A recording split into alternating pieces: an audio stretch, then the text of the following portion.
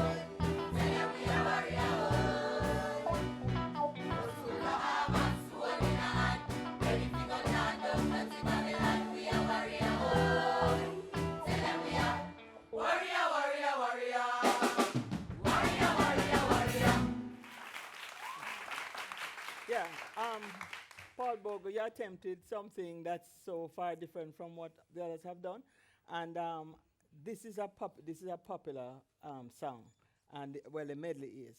I noticed that there are some parts of it where I couldn't figure where the progressions were going at all, but it was a nice attempt, and you are really together with the warrior theme. Your soloist at the beginning, she has a very nice voice, but she went a little bit sharp when she was delivering her solo, but that can be fixed. But you did a good job, and I'm glad to hear some of the tenors doing some serious work around here.